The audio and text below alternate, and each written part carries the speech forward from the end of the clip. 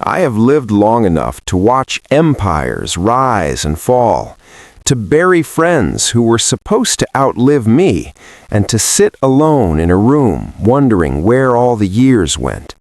I am 81 years old, and what I am about to share with you is not something I read in a book or heard in a lecture.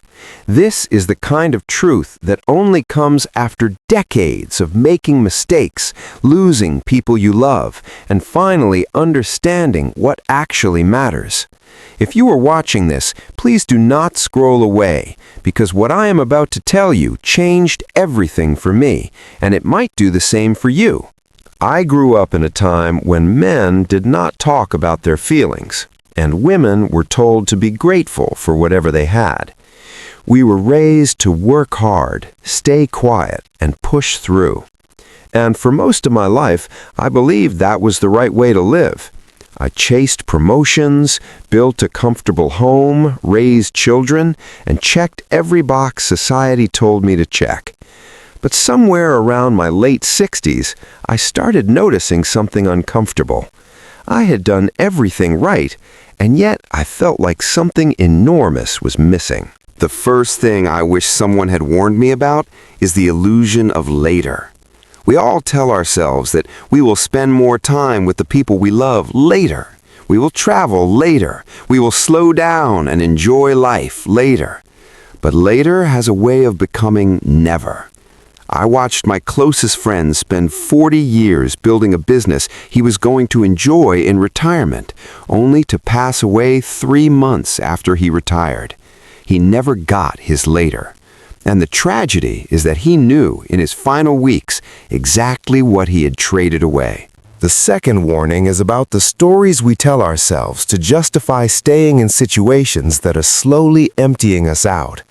I stayed in a job I did not love for 11 years because I told myself the money was good and the timing was not right to leave. What I did not realize was that every year I stayed, I was becoming a smaller version of who I was capable of being. The timing is never right. You have to make the timing right. And no paycheck, no matter how generous, can give you back the years you spent feeling invisible. The third thing is something nobody talks about honestly, and that is the weight of unexpressed gratitude. I went decades without telling the people who shaped me how much they meant to me.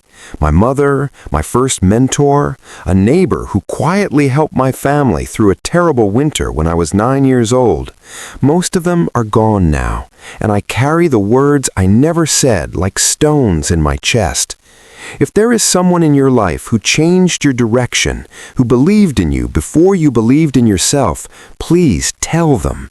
Do not wait for a special occasion. Today is the occasion. Research from Harvard's longest-running study on adult development confirms what I learned the hard way.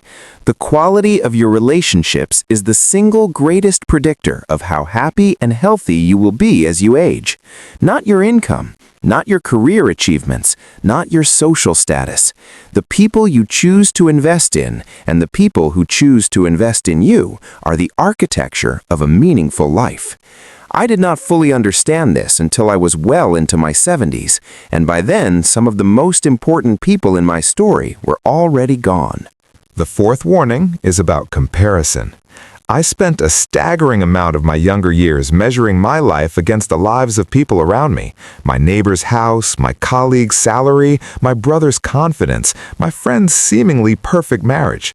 What I could not see then but understand completely now is that every single one of those people was also quietly measuring their life against someone else's.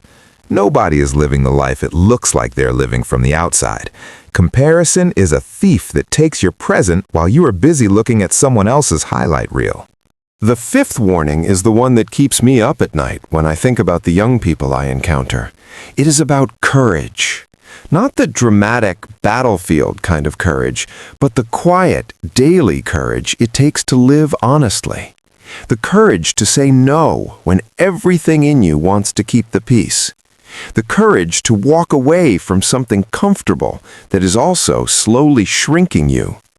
The courage to pursue something that might fail, because the alternative is a life spent wondering what might have happened if you had only tried. By the time most people are willing to accept these truths, they have already spent their most energetic years living against them. I know because I was one of those people. I am not telling you this to make you sad. I am telling you because I can see from where I stand at 81 the full shape of a life. And from here, the view is very clear. The regrets that sting the most are never about the things you attempted and failed. They are always, without exception, about the things you were too afraid to even begin. You still have time. Please use it.